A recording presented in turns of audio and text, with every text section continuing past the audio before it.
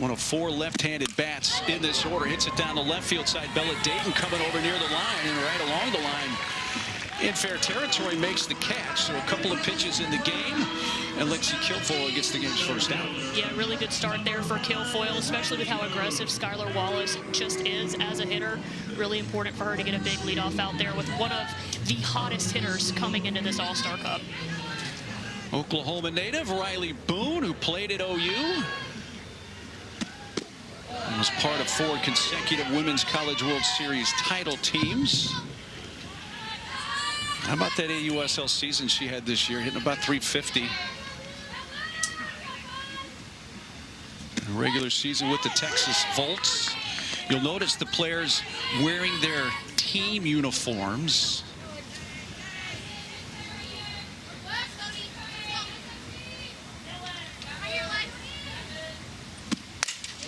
Boone hits one towards center field. Jalen Alchin back a step. 2 down. Now the captains will wear different uniforms, but all the other players are going to be wearing their team uniforms. So there's a Talons jersey and a Bandits Blaze jersey. Bandits are the home team. This was their home field for the Chicago Bandits. And the Cascade, Portland Cascade. The 6 teams, the 6 cities, and the season that just completed. You got bandit on bandit matchup right here with Kilfoyle going up against Sammy Williams, the AUSL hitter of the year. It's got to be fun for the Chicago Bandits fans, right? Out here at home. Didn't get to watch these two obviously battle in the regular season, but that's the beauty of All-Star Cup, right? You get all these matchups. The women switch teams every week, and it truly is the best of the best. Hitter of the year, Sammy Williams on the left.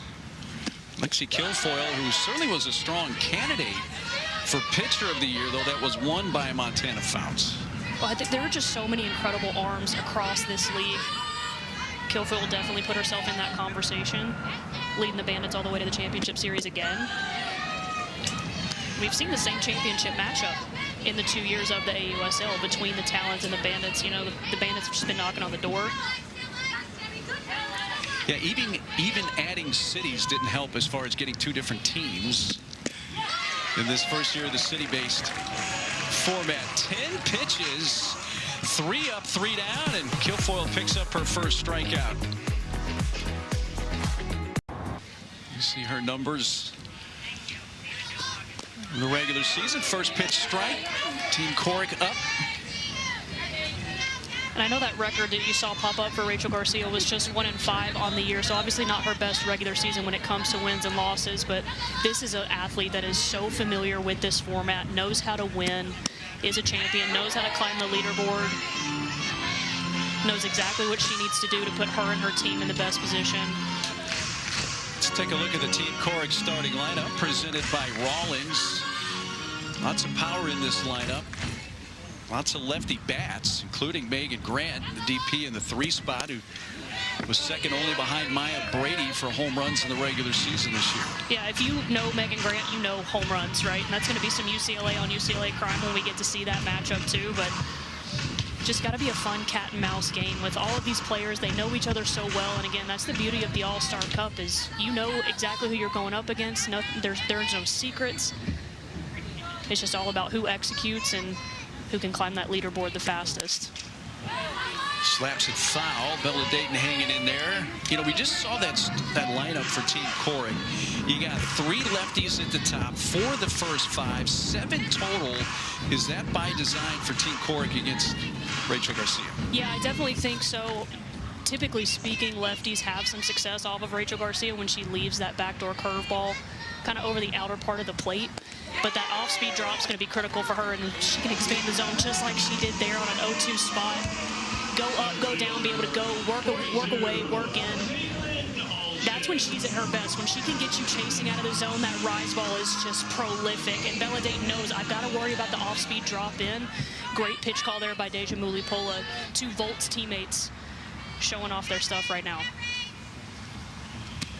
Jalen Alchin, a wave and a miss. You mentioned Rachel Garcia, very familiar with this format. She finished second last year in the All-Star Cup behind Kayla Kowalik.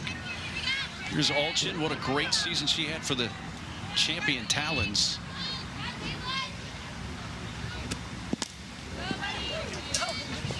if you don't know Jalen Alston's story when it comes to the AUSL, you're missing out. This is a player that started out in the reserve pool in 2025, worked her way into a spot with the Talons, was not on the field as a reserve player for the 2025 championship, but she played so well, worked her way into an opportunity and didn't let it slip, was just a staple in the Talons lineup all season long, and then ultimately took home that championship MVP. Out in the right center field, Aubrey Leach ranges over to make the grab. For round number 2, that's going to bring up the power bat. The former Bruin, Megan Grant. Man, has she been fun to watch. Take a look at this. Oh, my goodness. Megan Grant is just a pure hitter. The way that she stays in her process, the raw power, the phenomenal mechanics that she has. I mean, look at that. 86 miles an hour off the bat. Just outrageous. That 313-foot home run that she hit off Carlin Pickens would have been a home run in multiple Major League Baseball ballparks. Again, just speaks to the power that Megan Grant has. 42 home runs this past season for UCLA. Just a record setter and an athlete that is really positioned to have an incredible pro career. See if that'll stay in play down the left field side, and it does indeed. Well, the Nichols Camarena ranges over to make the catch, and that's a quick inning, a 10-pitch inning for Rachel Garcia. Both starting pitchers sets the side down in order in the first. You should know what you think of it, because your professional playing career, which I will say was under your own terms, you're like, you know what, this is going to be it. I'm going to do it. I'm going to quit. Hang them up. Yep. And it came right here.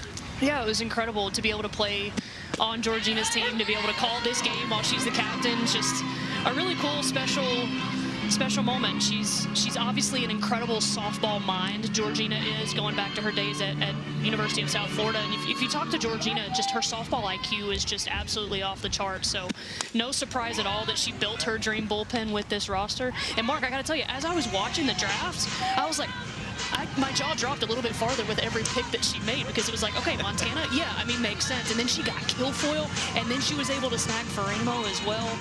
Just an incredible job assembling arguably one of the toughest All-Star Cup staffs that we're going to see. You know, Georgina Corrick, in her time, there's Montana Fouts. It's interesting to see how pitching loves to draft pitching in this format. It's incredible, you know, and two, again, win points matter, and so you want to position yourselves to have a deep staff so you can accumulate as many inning points and win points as possible. If you're a captain, if you're an ace of a staff and you don't have your best stuff, you want to make sure that you've got people behind you that can come in and contribute and eat up some innings and get you some points for everyone on the board as you're trying to climb up that leaderboard. And Haley, as you just alluded to, you'll see some of the scoring come off the bug there. But since we had no scoring in the first inning, those 10 inning points roll over. So now it's worth 20 if one of the teams were to win this inning. All part of this All-Star Cup format. Deja Mulipola leading off Team Garcia's second inning. Pulling the string a bit. Kilfoyle gets the strikeout, her second already tonight. And this is Lexi Kilfoyle's off-speed curveball that's coming in at about 60 miles an hour. You see Deja Mulipola just right out in front of that. Great location, great pitch call back there behind the plate by Charlize Palacios. And that's a big timeout. Kilfoyle's kind of cruising right now, only 17 pitches so far in this game. Has really great command of the strike zone so far and looking sharp. Rachel Garcia, first pitch swinging, and Sydney Sherrill to her right. And the Team Corrick second baseman throws out Rachel Garcia, who jumped on the first pitch. And make that 2 quick outs now.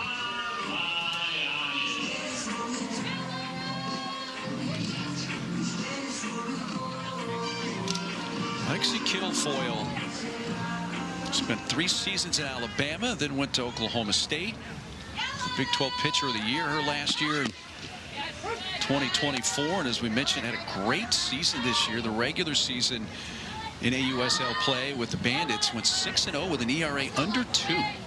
I'd say that's pretty good. Yes. Facing the kind of hitting she's facing night in, night out. Brito was drawn in at third base, and Bayani just found the hole on the left side and has the game's first hit. She is the game's first base runner. Ailana Agbayani.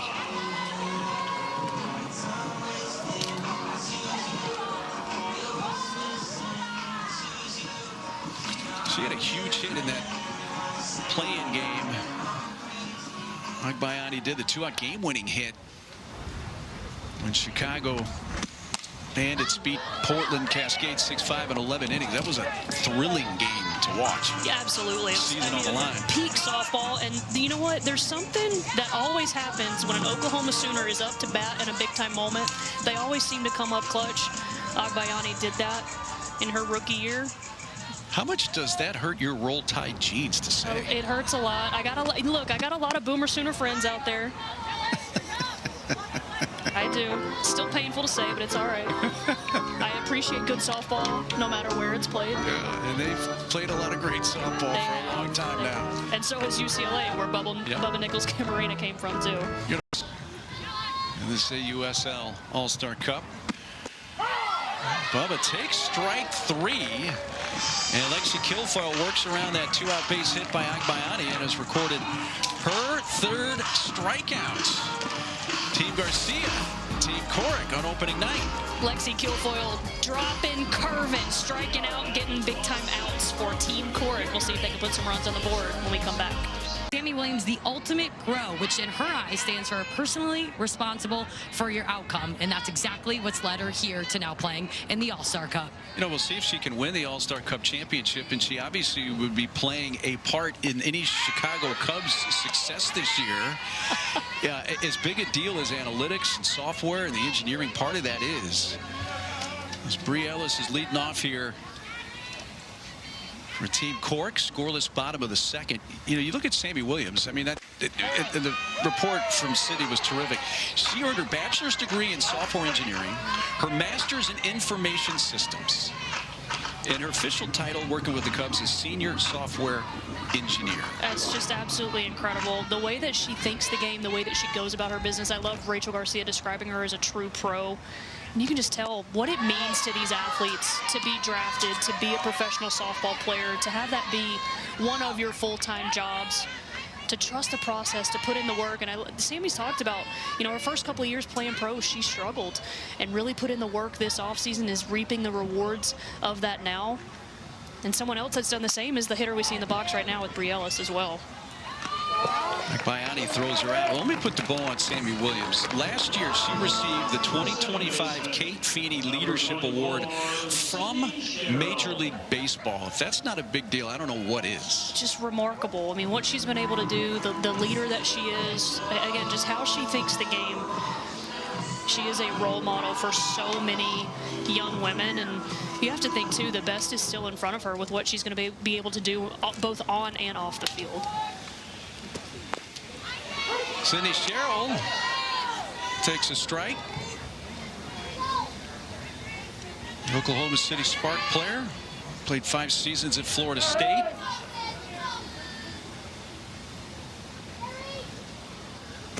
I guess she's one of the few Oklahoma City, Norman area people. She's from Moore, Oklahoma, that got away and went down to Florida State. Still won a national championship, though, with Florida State in 2018. She did, which was her freshman year, if I recall correctly. Yes, it was her freshman year. And an incredible freshman year she had. Sydney Sherrill, when she's at her best, she is just an absolute doubles machine. Really owns that left center gap. When she is in sync and in rhythm, can do a lot of damage. Well, her freshman year in 2018, she set the Florida State and ACC single season record with 29 doubles. Go.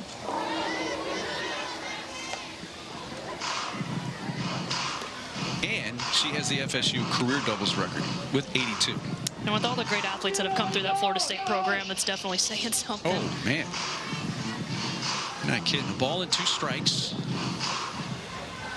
Rachel Garcia, her 20th pitch of this game. And are all tied up there, and Sherrill strikes out. Kate, number 2 for Rachel tonight. Yeah, this is a beautiful setup pitch by Rachel Garcia. She goes hard curve in earlier in that bat to set up the off-speed drop ball. Just absolutely lethal for lefties. You think that's going to be a curveball hard and in on your hands, and it just falls off the table. No chance there for Sydney Sherrill. Great pitch there by Rachel Garcia. Charlize Palacios had a nice AUSL All-Star Cup last year. In fact, earned 2 defensive MVPs during that run, which is an important part of the format and the points process. We got to give the catchers some love. Now, early on in the AU Championship Series kind of history, pitchers would get so much credit, and they would climb the leaderboard so fast, racking up outs. But when you've got a catcher that you trust behind the plate that's calling an incredible game, it matters, not just for the pitcher in the circle, but for everyone on the team to be able to secure those inning points, secure those win points. Then you're looking at one of the best pitch callers in the game. Learned so much from her older sister, Sachelle Palacios, who also played with Athletes Unlimited for a very long time. Just thinks the game at a really, really high level. It was fun to watch the sisters play against each other. That ball hit well towards left center field and deep and gone. She said, hey, I can win a defensive award, but I might do something with the bat too.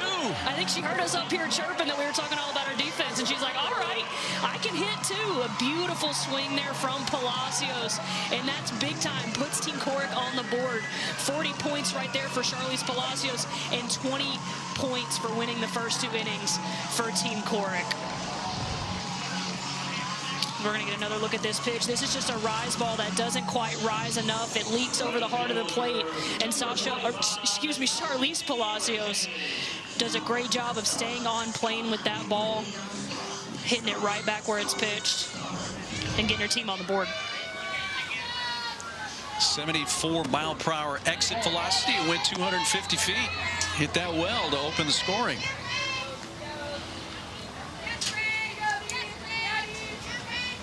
Sydney McKinney now with Team Corrick owning an early lead here in the bottom of the second. This opening night of the AUSL All-Star Cup. Sydney has more with the home run hitter.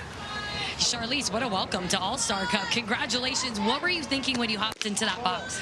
You know what? Me and Alyssa Brito were having such a good plan talk.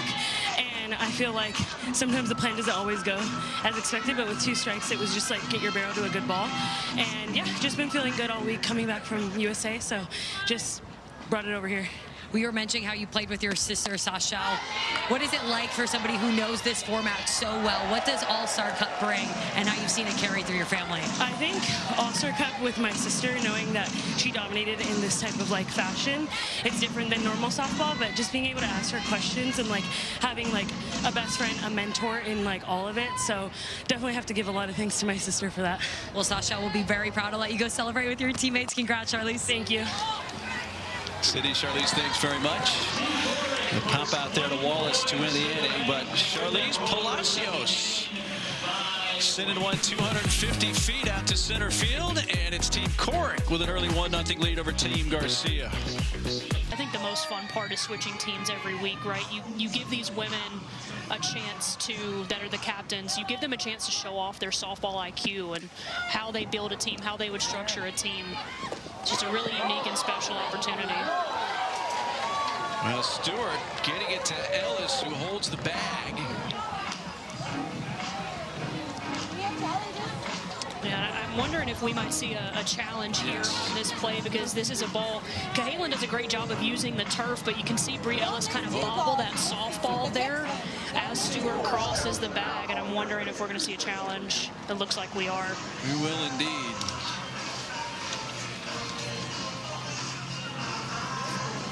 Cameron Ellison, you see there, Robbie Guest, Scott Mayer are umpires in this game.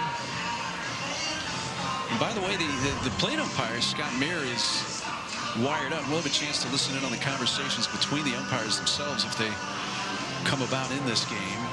So she definitely held the bag. It's the juggle that is the issue here, and there looks to be enough as the foot touches the base from Stewart, and the ball is definitely not in the glove of Ellis. Yeah, I'm thinking we're going to see this one overturned here. So you can see that foot clearly come on the base. That ball's not in the glove there for Ellis.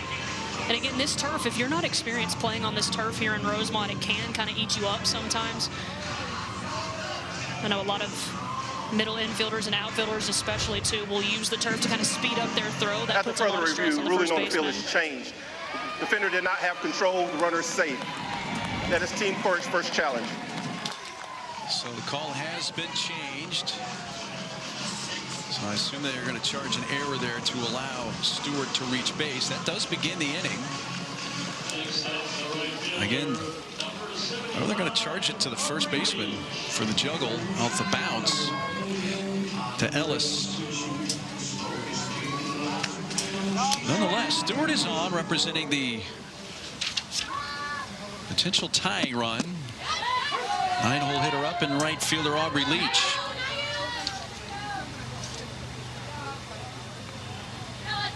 Remember the Carolina Blaze in the regular season? Lays down the bunt, bare hand play, tough play, but safe at first. We'll see if we get a challenge here. Really nice play by Alyssa Brito. Bang bang play at first, and this time we got the safe sign. This is pure athleticism by Brito to be able to bare hand this and just put an absolute rocket of a throw down there to Bree Ellis. I'm wondering if umpire maybe saw that right foot there of Bree Ellis come off the base, and that's the reason for the safe call, because as I'm looking at this, the throw clearly beats her. Ball's in the glove, but I don't think that Bree Ellis's right foot is on the base, which I think ultimately leads to that safe call. We'll see if they take a look at it. It doesn't look like they're going to. I think you hit it right nail on the head there, that the foot came off just a bit early. It's a game of inches. But how about the touch on that bunt, too, from Aubrey Leach? Who should get credit for a sacrifice regardless. Which is important, because that's 10 points. Yes. Climbing the leaderboard. Exactly. That you knew exactly where I was going with that. So we'll see how the official scoring goes about it. Well, 2 base runners on. Top of the order up. Chance for Skylar Wallace, who flied to left field in her first at bat.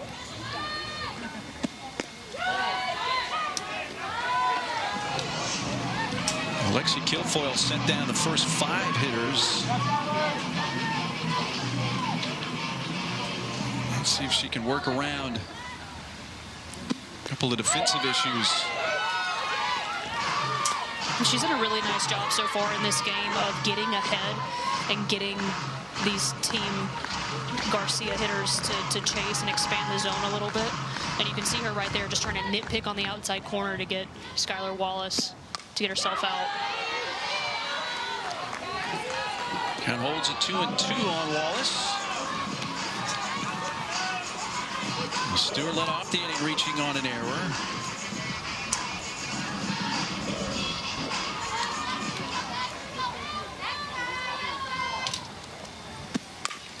Up the middle by the diving Sherlin to center field. The lead runner Stewart is stopped at third base.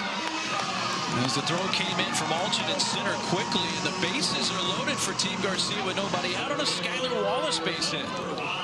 Yeah, Kilfoyle was trying to get a draw ball on the inside part of the plate after going away, trying to catch Skylar Wallace off guard by coming down and in, but she's ready for it, and this is exactly how you hit a draw ball on the inner part of the plate. Keep your hands inside, drop that barrel, drive it right back up the middle, and now a big-time bases-loaded opportunity here for Riley Boone. Riley takes down and away. Even though that's ball 1, the first pitch of the sequence. Kilfoyle has thrown 8 first pitch strikes to the 11 hitters she's faced, the 11th being Riley Boone. Lays off a pitch upstairs.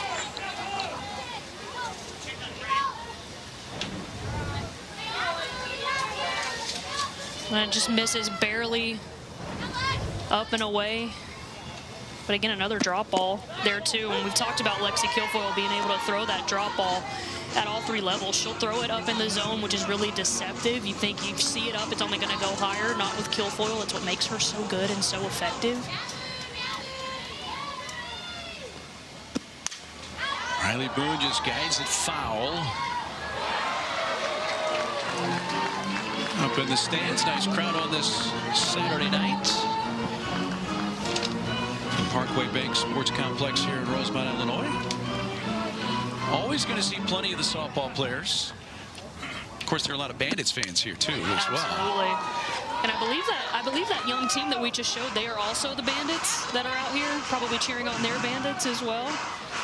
So a lot of, yeah, there you go. Some Bandits got their softballs ready to go for autographs after the game. Love the fake Raleigh Fingers mustache, that young lady.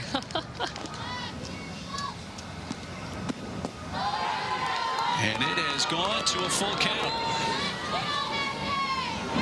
You might have to go back to the early Oakland A's in the 70s and look up Raleigh Fingers, and you'll be well attuned to what that mustache is. Yeah, we're going to give that young lady some homework at the end of the game. Maybe she's already done that homework. Good for you. Nice to wear that. A high leverage moment in this game here, Haley, after the home run by Charlize Palacios. Gave Team Corrick a lead, and now 8th pitch of this bat coming to Riley Boone. Yeah, we talked about Kilfoyle really effective in the first inning, throwing only 10 pitches. So far here in this third, gotten deep into counts, had to work. As Riley Boone just continues to battle. And I think the more that you watch these All-Star Cup games and these women get familiar with each other, and you're going hitter against pitcher, and you're familiar, and you've got all the stats and the data, you've got the at-bats, you know, there are no secrets. You know, you got to sometimes you just got to step in the box, fight and battle, like exactly what Riley Boone's doing right now. So often, finding success as a hitter in this league is just about battling until you make the pitcher make a mistake. And we've seen Team Garcia kind of do that in this inning, fouling off pitches, fighting. Bases are loaded with nobody out, and another 3-2 pitch from Lexi Kilfoyle. And borderline strike 3 on the outside corner. And Boone out looking. That was very close to maybe being ball 4 and tying this game. What an at-bat, though, by Boone. That's an incredible at-bat by Boone, and just a good location, good pitcher's pitch, good frame there by Charlize Palacios. Obviously, Riley Boone doesn't agree with the call. It's a big call. And if Lexi Kilfoyle keeps getting that call, it could be potentially a long night for Team Garcia as you take a look at the individual ERA leaders coming in. Oh, and by the way, Georgina Corrick, Lexi Kilfoyle, and Montana Fouts are all on Team Corrick this week. So Sammy Williams hit the body before it rolled into fair territory. Foul ball.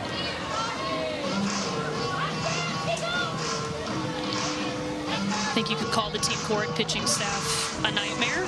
There are a lot of adjectives I think I could come up with as a former hitter, not wanting to go up against that bullpen. Sammy Williams, hitter of the year this year in the AUSL, takes down and it squirts away from Palacios, and Stewart comes in to tie the game. It is 1-1.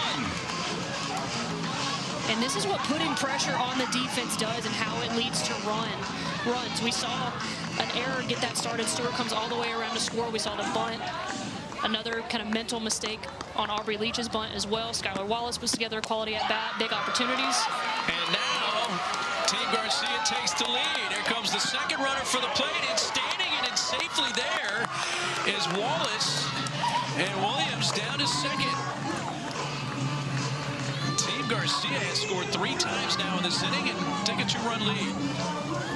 Well, Sammy Williams had 12 doubles in the regular season of the AUSL. That was twice as many more as any other hitter, and she does it again here. Just an absolute great piece of hitting. Keeps her hands inside, goes all the way around to second base, brings in 2 big runs, and Team Garcia does a great job of answering, manufacturing runs, swinging at quality pitches, and getting rewarded with some runs on the board here in the third. And another 60 feet taken there. Sammy Williams, as the pitch got away. Much different third inning here for the Team Corrick pitching and defense. Yeah, second time through the lineup, but a great job of the bottom of the lineup for Team Garcia to be able to really get this going. Sydney Stewart gets on with an error. We mentioned the Aubrey Leach bunt. They've just been able to kind of pass the bat. Hitting is contagious, especially when you're going up against a great arm like Lexi Kilfoyle. It's all about making adjustments, continuing to pass the plan down to every hitter in that lineup. And you see the pitches by inning here, really efficient in the first. They've clearly made her work here in this third. They're not fishing, not chasing outside of the zone. And they're swinging at the pitches that they know they can do damage with. And so far in this inning, that's what they've been able to do. Deji Mulapolo takes down and in.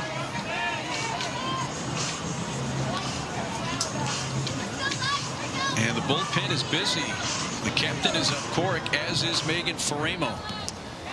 That's a luxury of just having a deep pitching staff. You don't have to leave a pitcher out there too long if you feel like an adjustment needs to be made.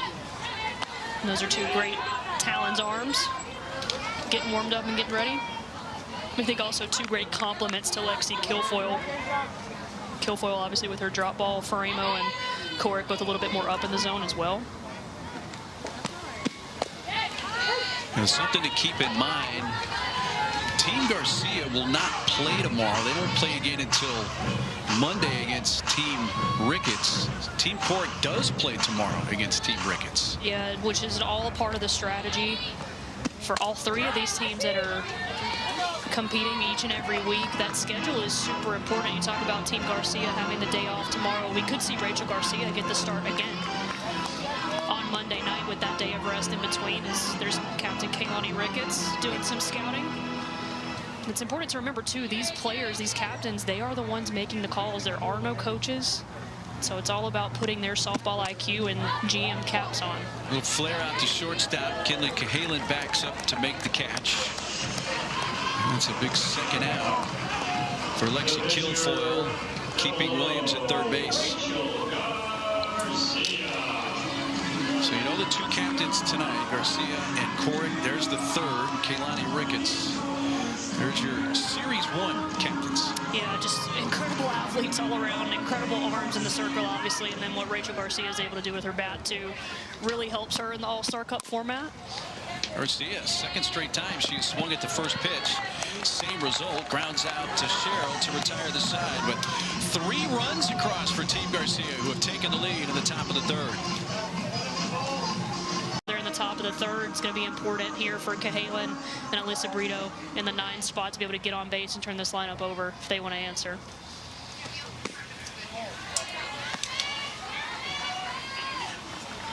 Because they're going to need 4 runs to win the inning after Garcia put up a 3 spot. 3 runs would mean a rollover inning. Portland Cascade member Kinley Cahalan.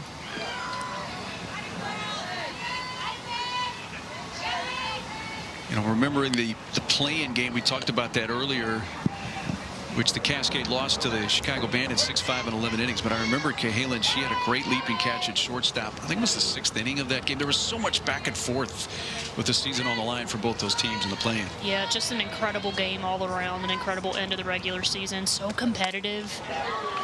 Got in on the hands of Cahalan and sends a fly ball to center field, where Riley Boone tracks that down for the first out.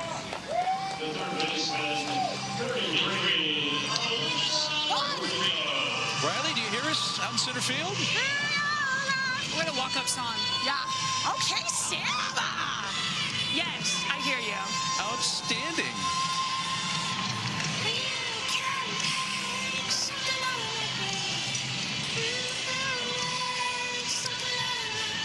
What a song. What a song. I don't want to interrupt the singing. Come on. It's one way to entertain folks during this, what is going to be a pitching change. Okay. I'm going to be a little more pull. Okay. So, and I'll play a little bit here. Okay. Oh! Hey, we got 2 bangers. Riley, what's the conversation going on with Bubba and Aubrey? You guys know, amazing. Oh, she's, wait. Yes! You know amazing? We're talking songs. No, I know, by him. Elevation Rhythm and Josia? Yeah. Wait, Mark, watch this. Do our 2-out dance. Watch this. Ready? We got 2 outs. Now watch me and Bubba. Ready? Got to trip out, trip out, trip out, trip out. Yeah. Never in my life ever done anything like Say that. trip out. I'm like this. The fact that you got Aubrey to do that is actually crazy. I was like, no, get down. Get down. Get down. And you're like, oh, you're so close. Riley, can you confirm for the fans that outfielders have more fun than infielders? 100%. Are we doing it again? Look at us. I know so. Yeah, you want to shut them down. We are going to shut them down. Yeah. I know so. That was such a loaded question. Outfielders did that? No. Exactly you right. got it. You got this, girl. Exactly right. Audis have more fun, Mark. Absolutely confirmed. You convinced me. You see Sam Landry's in the game now, pitching. Oh, yeah. My girl. Hot Sam! Hot 2-1.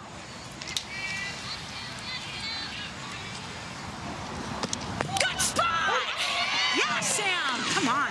Riley, I got to ask you, it's your first time playing in the All-Star Cup format. What is this like for you, being able to play with 45 of the best players in the world? What's that like for you? It's so fun. I literally enjoy just knowing. Yes! That was nasty. I just literally love enjoying. Oh my gosh, I literally can't talk. Good job. Literally just enjoy seeing all these different girls. But honestly, I feel like All-Star Cup, there seems like there's no pressure, and this is the most free I have seen softball be. Does that make sense? Absolutely. Like these girls, like obviously I've played them with, like in college and during season, but to see the best of the best be on the field, it's literally like we are in T-ball again, and it's smiles 24/7. So it's just so awesome to be a part of. Top of the order, Bella Dayton. Hey, Riley, what did you take away from the regular season with the Bulls? Oh, my Texas. One, I love Texas. Don't care what the OU fans say. Don't really care. I love Texas. But honestly, just taking away of getting to play with Tia again, I think like made my heart so happy. And getting to play with Deja again was so fun. Honestly, I just made like really close friendships in the amount of 2 months. Like making those friendships that will go beyond softball, I think was the funnest part with the Texas Bulls. Well said. Thank you. Awesome. Keep working. He go. Riley, I know that you have made some pitching appearances as well throughout your career. Have you talked to your captain, Rachel Garcia, about potentially getting some innings here in this fun format to try to climb the leaderboard? I feel like I don't know. Rachel loves me, but I'm kind of scared that she'll look at me and be like, no. And I'll be butthurt. Do you want to share with the fans at home what's in your pitching arsenal? What's your go-to pitch? Change up. Okay, so I go a drop. So I throw a peel drop curve, rise ball, but my changeup, I grip it like all like this. So you literally, good spot! You literally cannot see anything. Riley, thanks so much. One last thing. Can you try and have a little more fun, maybe? Please, Mark. You're 1-0 lead. Team Garcia with 3 runs in the third have the lead. They bat now in the top of the fourth, and a check swing that came in and hit Agbayani on the hands, and she will take her base.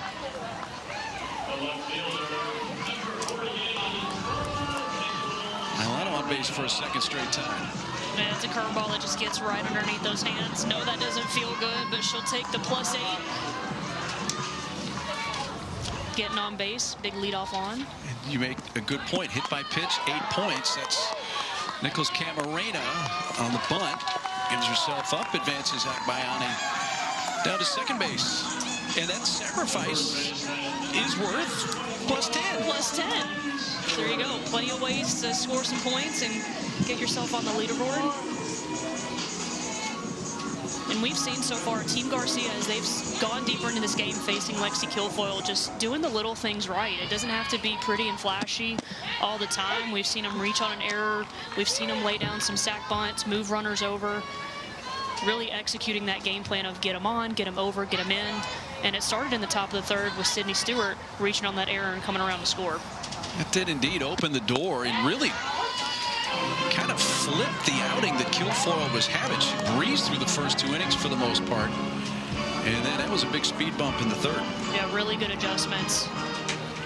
And not waiting for a long time either to make those adjustments. You can tell Team Garcia, they're passing down game plans, passing down what they see. Did she get the tag? No. Well, the defense has had some issues. Brito came up with it at third base, but the throw pulled Bree Ellis off the base, who tried a swipe tag on Stewart as she went by, but according to our first base umpire, Robbie Guest, didn't get her. Yeah, we've seen a couple of throws go a little bit wide on Elisa Brito over there, throwing to Bree Ellis, and you see her, she's going to check the runner, but this throw just, yeah, like a little bit wide, and then Bree Ellis comes off the bag, does a great job of doing that and trying to get that tag down, but I think I agree with the umpire here. I'm not so sure that she made contact, maybe on the hip right there, but it's really tough to see from that angle. I'm wondering if they're going to take a look at this. Team Corrick is challenging a safe call at first base. Previous play is under review.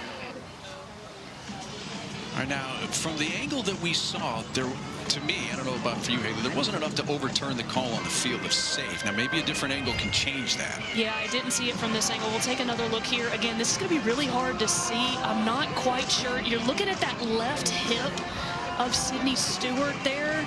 Does the jersey move a little bit when that glove kind of gets near her hip? She's throwing up safe right away, saying, no, I don't think she got me. After further review, the ruling on the field stands. The runner is safe. That is Team Corrick's second and final challenge. So they use their last challenge. And I think that's the right call. Not just not enough there to overturn it. Don't mind the challenge from Corrick. You want to make sure that you're getting as many outs as you can. You want to limit the base runners and try to limit the damage that Team Garcia can do here in this inning. So now out of challenges as well. It's 2 for 2. We're going to have a pinch runner at first base for Stewart.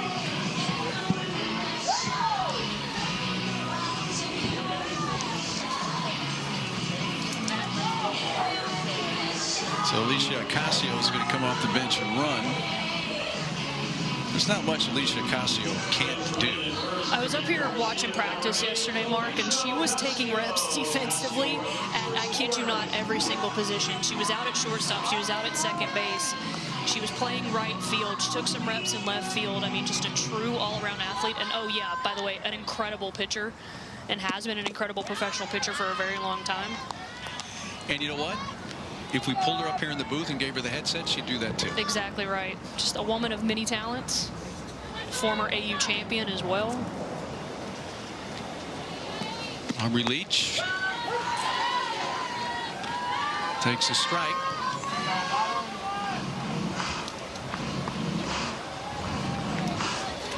Two on, 1 out. Kilfoyle ahead of Leach, 0-2. Ground ball to third. There's a force out there. Stepping on Brito to first, not in time. Throw back to second base. And Ocasio trying to get back is out. This is heads-up defense right here by Bree Ellis. An old-school double play there. Throwing the ball around the yard. Great job there by Team Corrick to be able to get out of... Part of the order up. 2, 3, and 4, and Jalen Alchin to lead off.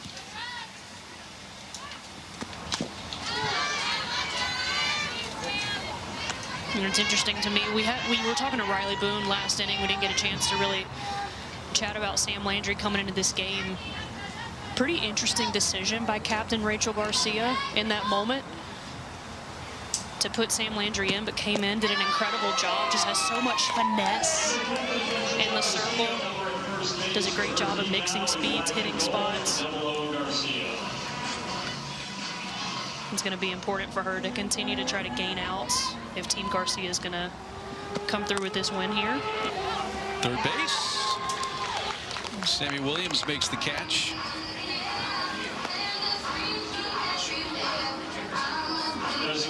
That's it. Delaney Wiz over at third base. We've had a couple of changes. You got Delaney Wiz over at third base. Rachel Garcia, who was the pitcher and then went to the DP role, is still in the game, and she's playing over at first base. So there's your corner infielders.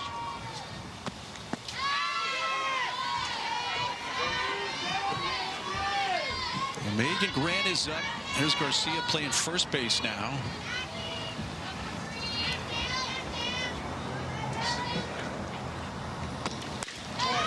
Sydney has more on Megan Grant and that home run power. 52 home runs. In the last 7 months, Megan Grant has hit 52 home runs, 42 being at UCLA NCAA's new single-season home run record, and 10 being here at the pro leagues.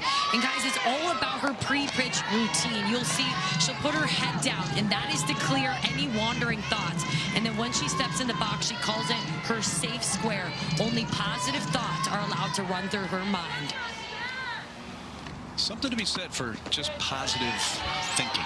Absolutely. We play a game of failure. Softball is such a difficult sport. I would argue it's the hardest sport that you can play, hitting especially.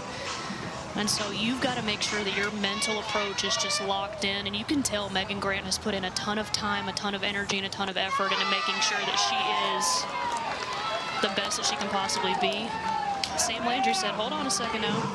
I can hit a spot on the outside corner and get a big timeout. Yeah, Sam Landry's come in this game and pitched really well in relief here.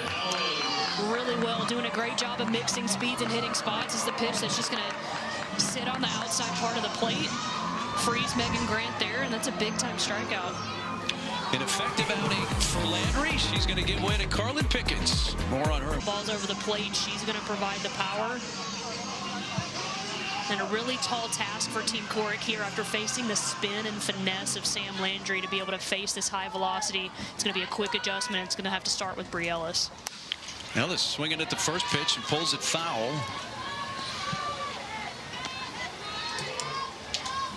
Bri grounded out to second base her first time up. It's been interesting to watch the dynamic here.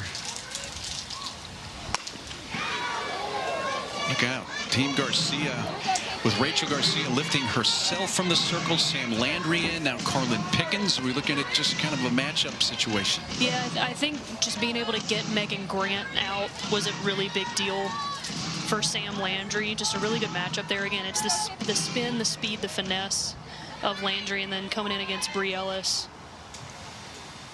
Garcia just probably thinks there's a much better matchup in terms of velocity there. But again, you're using all the tools in your toolbox to try to get wins and try to win as many inning points as you can, win as many games as you can, obviously, within a given weekend. It's very rare that you see full, complete games, especially in the All-Star Cup. So it takes a deep staff. And we've talked about the deep staff of Team Corrick so far. We've only seen Lexi Kilfoyle in the circle for them, but the depth of Team Garcia's pitching staff right now is going to be a key, I think, as we continue to develop in this game. Nice outing for Sam Landry. She pitched 4 times in last year's AUSL All-Star Cup. Wound up with 644 leaderboard points. Nice start for her this year. Really good start. That's right up the middle, and Bri Ellis is her first hit of the All-Star Cup. That is a 2-out base hit here in the 4th for Team Corrick. And plus 10 points there for Bri Ellis. Great job of just meeting the pitch where it was. Drop ball on the outside part of the plate. See a smile there from Carlin Pickens talking to Deja Mulipola. Like, yeah, I'm good. That was a good call. I was really intrigued to watch her regular season this year with the Blades, coming off the college career that she had. And you might look at the numbers and say, like, yeah, that's okay. But I think for Carlin Pickens, that jump for her, I think she pitched well this year. She pitched incredible, and not an easy thing to do coming into this league as a rookie, but was able to shine in big-time moments and gets a big timeout there to be able to get Team Garcia out of this inning. Works around that. Importantly, just a complete contrast to Lexi Kilfoyle in the circle. Kilfoyle just owns the down part of the zone. Ferramo's the complete opposite of that. Just going to go more rise ball curve on both sides of the plate. And really important, too, as we come up the 3rd time through for this Team Garcia offense, giving them a different look and trying to get some outs. Ella Dayton calls her off. The new third baseman, Jesse Warren. Third base here for Team Corrick. So they retire Skylar Wallace for the first out of the 5th. There's Riley Boone.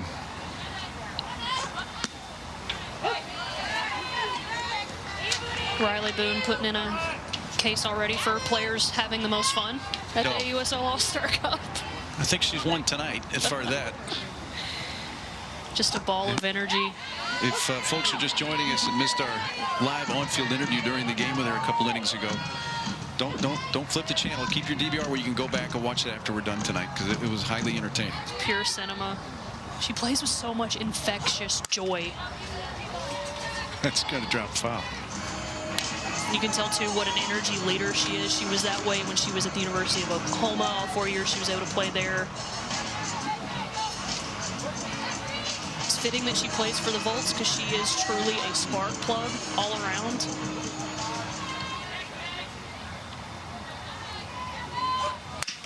Third base, Jesse Warren. Doesn't take long for the ball to find you when you come into the game. Well, an MLB doubleheader for you coming up Wednesday night. First up, Seattle Mariners taking on the New York Yankees at 7 Eastern time. And that's backed up by the Texas Rangers and the Los Angeles Angels at 10 Eastern. You can catch it live on ESPN and stream it on the ESPN app.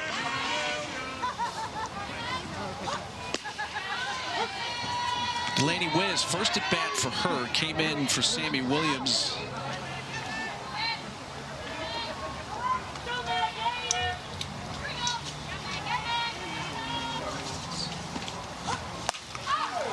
Out towards center field. Olchen drifts to her left and the side retired. Quick inning there for Megan Faramo. 7 pitches, all she needs to set down Team Garcia in the 6th. Palacios to lead off when we come back. For Sydney, really well done. And for a Northwest alum, it's way beneath you for me to comment on your arts and crafts skills. But that was outstanding. Well done and old school. Thanks so much. First pitch hacking. Palacios out to right. Right there is Leach for the first out. Actually, Skyler was moved out there. Wallace now out in right field. Palacios, despite that fly ball out to Wallace in right field, is atop the leaderboard thanks to her home run back in the second inning. 40 points for that big bob out to center field, and then 20 points for winning the first 2 innings for Team Corrick. It's just a fun way for fans to engage with the game and really lean into the game within the game. Who is doing well, who's contributing to wins. Such a fun and innovative format here at the All-Star Cup. Bud laid down by McKinney. Quick throw, safe. Close play, Rachel Garcia with the stretch there, and she's kind of like, what do we think? This was a bang play, and you see the smile from Carlin Pickens. She's like, I don't know, maybe I think I got her. So much athleticism, and we're going to see a challenge here. But how about the athleticism and bare hand falling over from Carlin Pickens? We know she can throw with high velocity underhand, but throws with high velocity there overhand. And we'll see as they take another look at this one. I got to be honest, Mark, that right off the bat, I thought with the naked eye, I thought they got her out. Nobody knows that better than Rachel Garcia over there at first base, too. You see the smiles. You see the nerves from Sydney McKinney, too. I think that's telling you all you need to know. I mean, this is about as close as it gets. Ooh. That is a bang play. You know, the heel may, I was going to say, the heel may be on the bag. So for me, I'm not seeing enough to overturn the call of safe on the field. This is about as close as you can get. But as you said, great athletic play from Carlin Pickens. Either way, great softball play all around. Great touch on the bunt there from McKinney as well. Pretty much perfect placement. After further review, the call on the field is confirmed. The runner is safe. That is Team Garcia's second and final challenge. That heel was on the base. Yeah, and I think that's going to be, I think that's the correct call. Yeah. Definitely wasn't enough to overturn it. Right, definitely wasn't enough to overturn it. You can see that front foot just barely getting down there as the ball's getting into Rachel Garcia's glove. But again, just about as tight as you can possibly make it. Well, quite frankly, it shouldn't have been really any kind of close play, except Carlin Pickens' athleticism made it that way. Absolutely. That's out to second base. Bayani flipped out, and that'll be the only play.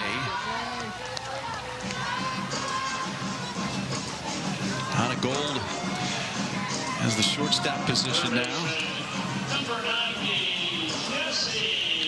Aubrey Leach at second base. Seeing a lot of defensive switches as well. Yeah, I think that just speaks to the depth of all of these rosters. You see Jesse Warren here in the game getting an at-bat, but came in for Alyssa Brito over at third base. Aubrey Leach started in right field, playing second base now. There's so much talent, so much athleticism. Really 1 through 45 in this entire All-Star Cup. One of the most competitive All-Star Cups we've ever had. I would argue the most competitive All-Star Cup roster we've ever had. Well, the next 4 weeks we'll play that out. But I'm leaning that way. I'm going to be locked in to my TV watching. I mean, these are the 45 best softball players in the world currently. And watching them go toe-to-toe and being able to... You know, Warren's saying it got her. Obviously, her behavior would indicate that as well. I think we're going to take another look at this here. Obviously, with the velocity of Pickens, if that ball hits you, that's not going to feel good.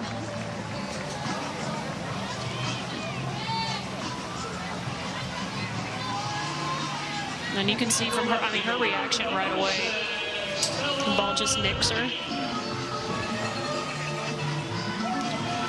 That's 70 plus miles an hour, Mark. That does not feel good. I was going to say, even with that velo, even a nick, it's going to hurt. It's going to hurt.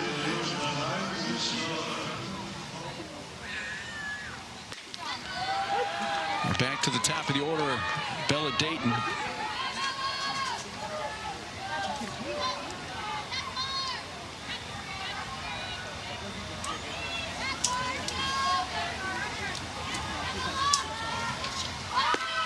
Squares, it takes off the plate outside.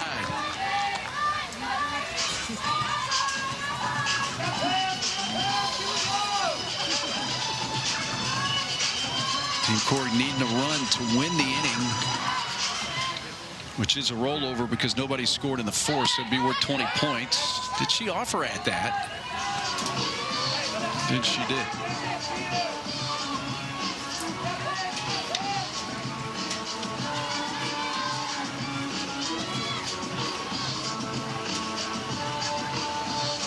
Pickens, a recent entrant into this game in the circle for Team Garcia. Brings that in on the fist and strikes out Dayton to retire the side. And once again, another scoreless inning, so it'll roll over a second time. Carlin Pickens throwing with the velo down in the... Corrick scored first.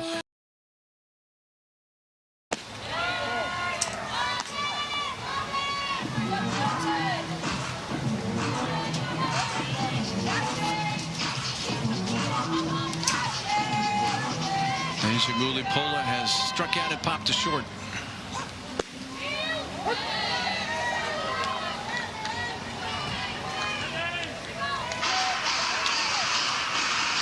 Deja hit well in the AUSL regular season at 378. Her OPS was over 1,100.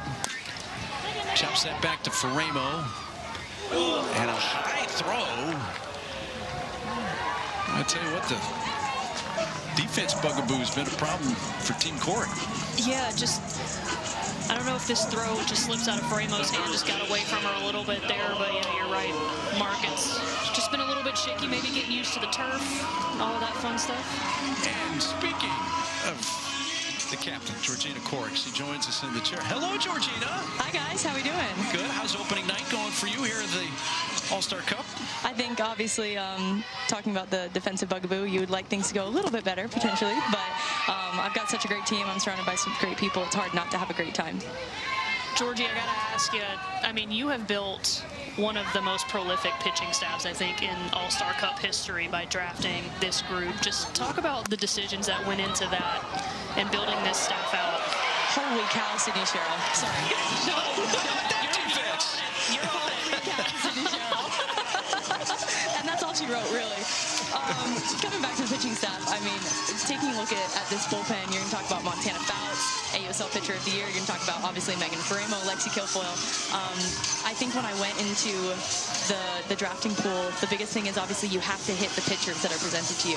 So I think as a pitcher myself, I wanted to flesh out a bullpen that I knew any single one of us could be 7 innings. We could be 4 innings, 3 innings. You can come in and bounce off of each other. We all have so many different strengths, and that was a big part of what went into my drafting process, because everyone here is elite. Everyone's legendary, as they say, and you really can't have a bad team. So I just wanted to surround myself with some of the best pitchers in the league and then allow the hitters to play pretty freely behind them. So with your propensity to draft pitching, what possessed you to draft Haley McClinney a couple of years ago late in the season? I don't know if you've ever seen Haley McClinney's rise ball. It is one of the nastiest things I've ever seen. Actually, Halo does indeed have one of the nastiest curveballs I've ever seen. She has very perfect 9-3 frisbee spin. Both overhand and underhand, I know you're talking about. Indeed, one of the nastiest it's ever been. I hope you know that my first time drafting Haley McClinney was #1 on my pitching pool list. Thank you. And so I did pick her up as a pitcher. Unfortunately, she was like, hey, my arm's a little... do you mind if you just put me on center field? You know what? I have been warming up the arm a little bit underhand, so if you need any relief, I'm happy to come down from the booth. And hey, you don't have to tell me that twice. Okay. This has opened up a whole other topic here. I mean, did Patrick Murphy know about this at Alabama? Why didn't we see you in the circle later? No, he did, and we just like Georgina didn't put me in the circle. We had better pitching than me. You know, I would much rather have Georgina in the circle for the Women's College World Series. You know, like you don't want to show what you have too early. Right. Can't reveal all your cards. Throw on to short to retire the side, and we'll leave it there. Georgina, thanks so much for the insight. We're looking forward to the All-Star Cup. Of course. Thank you guys so much. Thank you, Georgie. 3-1. Team Garcia leads it going out of the 6th. Possibly tonight is put the leadoff batter on base.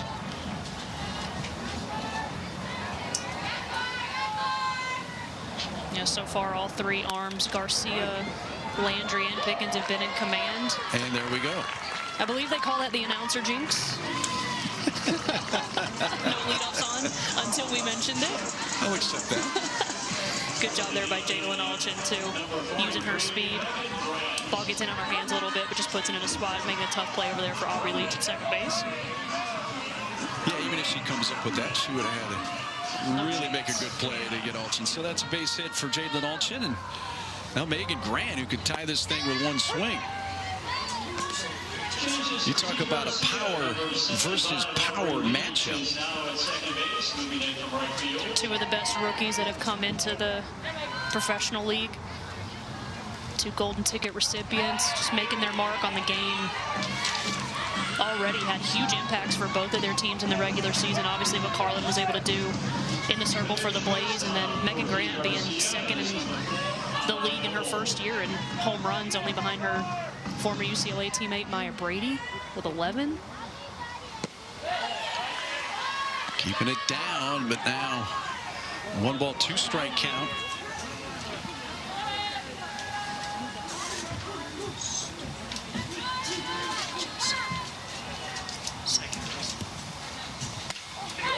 Leach, flip, out at second to first, double play. Leach to goal to Garcia, 4-6-3 twin killing, 2 outs. I know Aubrey Leach started this game in right field, but she is at home when she is in the middle infield. This is great athleticism, a great flip, and then a great transfer over there by Anna Golden, shortstop. Phenomenal defense, phenomenal double play.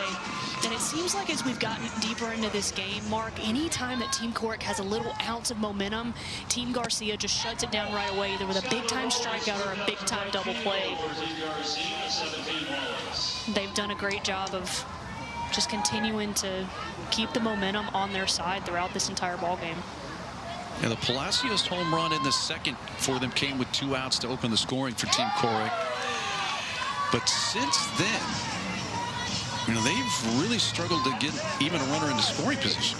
Yeah, it's really been all pitching staff of Team Garcia in this game. Obviously, the defense has stepped up and made some incredible plays as well, but they've been in complete control, complete command. It's been really hard for Team Corrick to get any sort of sense of offensive rhythm. And then on the flip side for Team Garcia, on the offensive side, they've done a great job of manufacturing runs, putting pressure on defense, using their speed and athleticism taking advantage of pass balls, getting the timely hit. Just been a really clean game so far here in the first 6 innings. 1-2 pitch to Bree Ellis. Bree Ellis, this year's comeback player of the year, the AUSL.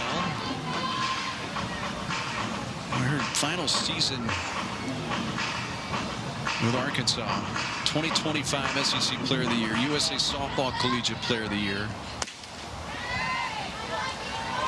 Helped lead Arkansas to the Super Regionals, which was a mountain that Arkansas couldn't climb, but they did this year. They did this year. Made it to the Women's College World Series for the first time. And if you ask Coach Courtney Deifel, that's because of athletes like Bree Ellis. It's because of athletes like Danielle Gibson that really laid the foundation for Razorback softball.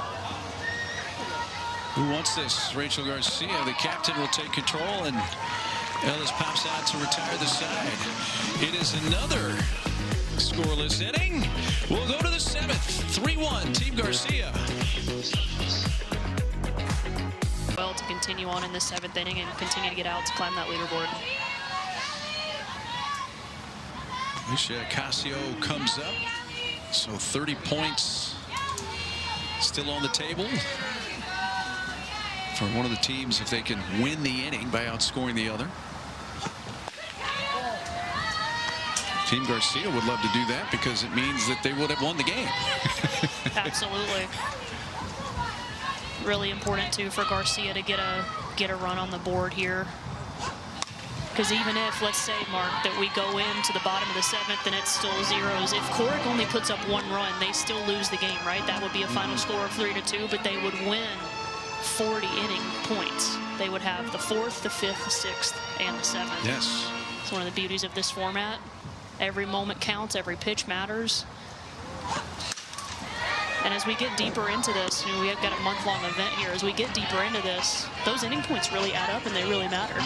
Even just 1, right? 10 points could matter. 5 points even could matter. And Faremo has been a host of the great arms that we have seen in on this opening night. Made the parade into the circle tonight for both teams.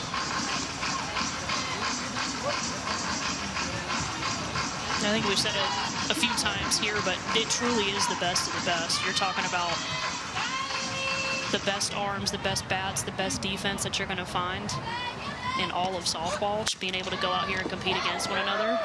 Ellis tried to stab it, and it caromed right to Cheryl, and they get a 3-4-3 putout at first base. We saw a 5-3-4 double play earlier. Now we see a 3-4-3-L. You're getting it all at the All-Star Cup here. Bree Ellis, I feel like, has been in the center of all of it. Well, that's one way to help yourself get an assist and a putout on the same play if you're a first baseman. Absolutely. It's hard to do. If you're Team Corrick, you'll take all the outs you can get right now, trying to stay in this ball game. Yes. With the speed of Ocasio, too, not for nothing. The transfer that Sydney Sherrill had on that play, too, was elite. Aubrey Leach scored back in the 3rd inning. Sammy Williams, 2-run single to left field in that 3rd. Really has been the big hit of the game for Team Garcia. And they got some help in that inning, quite frankly, from the defense. The issues that Team Corrick was having in the field in that inning. Yeah, an error, bunt single. And again, just manufacturing runs. That's the beauty of softball. It doesn't always have to be pretty. It doesn't always have to be the big hit or the home run or the double in the gap. But if you can just find a way to put yourself on base and then pass the bat to someone behind you, get them on, get them over, get them in. That's the name of the game. And so far, Team Garcia has really executed that at a high level all night. Obviously, you want to put up more crooked numbers and continue to rack up inning points and hopefully the win points as well. But a lot of stuff to build on. Team Garcia plays again Monday night back here on ESPNU against Team Ricketts. Team Corrick plays tomorrow against Team Ricketts, 7 Central Time, 8 Eastern, a game you can see on MLB Network. But again, back here on ESPNU for the final game of Series 1 on Monday night. Strike 3 inside corner on that 3-2 pitch from Faremo. And and strikes out Aubrey Leach looking. This is just a beautiful setup job by Charlize Palacios behind the plate with Megan Faremo. The two go back to their days at UCLA. Obviously, Talon's teammates as well. You want to talk about a battery that knows each other so well, no better than these two. Great job, great pitch call, great execution there for Megan Faremo to be able to freeze Aubrey Leach. Faremo faces the top of the order again now with 2 outs here in the 7th. Skylar Wallace, who started at shortstop, now playing right field. And that's going to be playable on the left side. Halen waits and squeezes that to retire the side. So that takes care of Team Garcia. Last chance for Team Corrick. They need at least 2 to keep it alive, 3 to win it as we go to the bottom of the 7th. RBI base hit. And that's where it stands now. Last chance, bottom of the 7th for Team Corrick. Sydney Sherrill leading off against Carlin Pickens. I mean, this is where this format gets interesting if you're a player. So often you hear, mental performance coaches say, stay in the present moment, scratch one across, be present, right? Pass the bat. It really matters in moments like this because, again, with a 2-run deficit, Team Corrick only needs to get 1 point to potentially get 40 inning points and win all of those innings.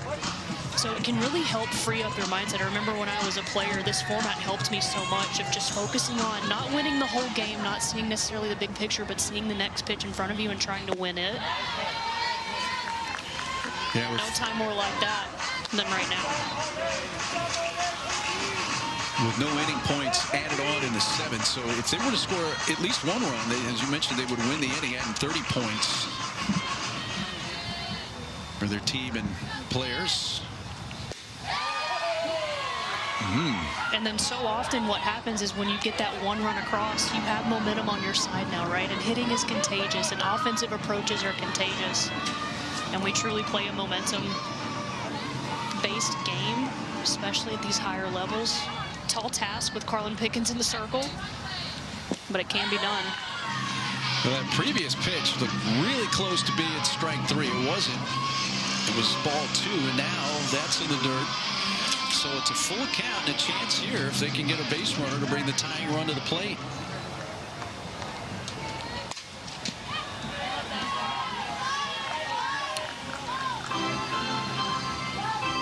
You see velocity on display for Carlin Pickens there. That was a drop ball that was down and in, and Sydney Sherrill just pokes it the other way, trying to foul off and fight for as many pitches as she can get. You see the 8th pitch of the at-bat upcoming here. And drops it into left field for a base hit. Quickly played in to hold her to a single, but Sherrill is on, and that's a start here for Team Corrick in the bottom of the 7th.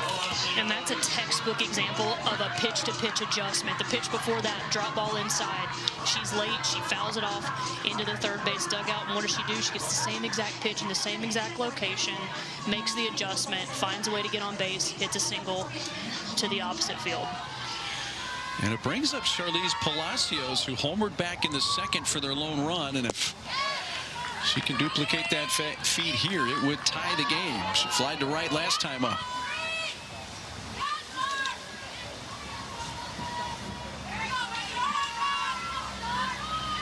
1-0 pitch. There's a strike call that time on that low inside edge. Very similar pitch that we saw being called a ball in that Sydney Sherrill at bat.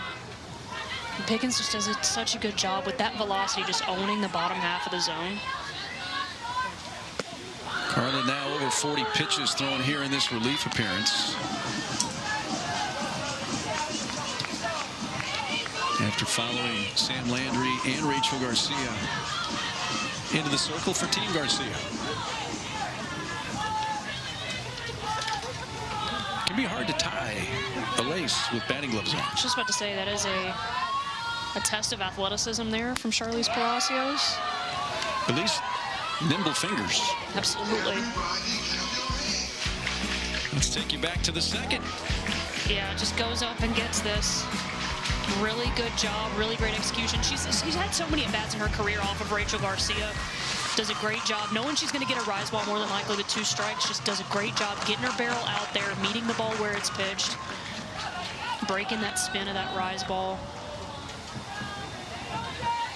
We'll see if she can do that if she gets an elevated pitch against Pickens.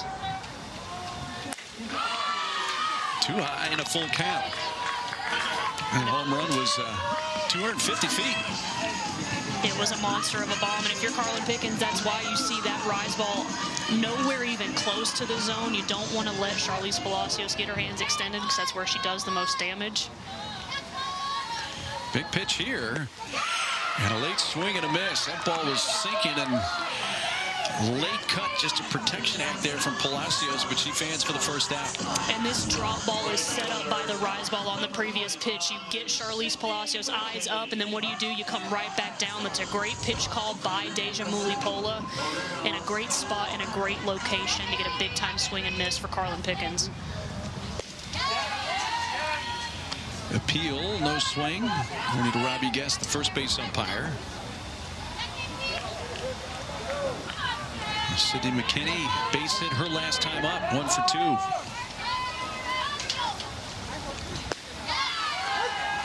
Great regular season in the AUSL for Sydney McKinney. Hit 370 in her 15 games that she started for the Oklahoma City Spark.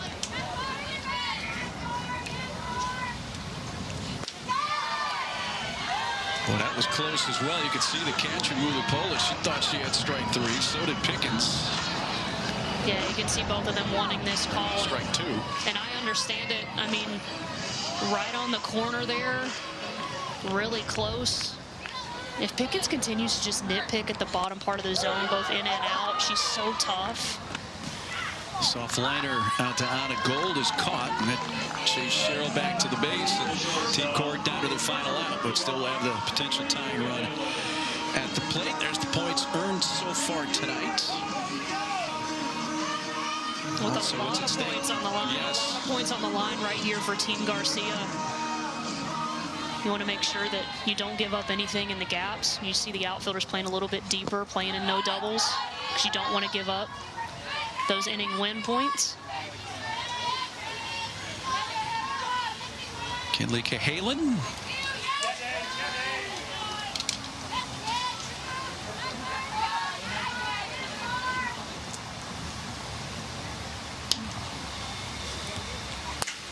That's to left field. Bubba Nichols, Camarena makes the catch. And opening night of the 2026 AUSL All-Star Cup is won by Team Garcia over Team Corrick, 3-1. Incredible pitching performance all around from Team Garcia. It started with Rachel Garcia. Sam Landry did an excellent job coming in middle relief, and then Carlin Pickens with her high velocity and great command comes in and shuts the door. 100 points. That was a 100-point pitch, Mark. Incredible. Yeah, Pickens gets the save, Landry the winner, and we'll come back with more after this.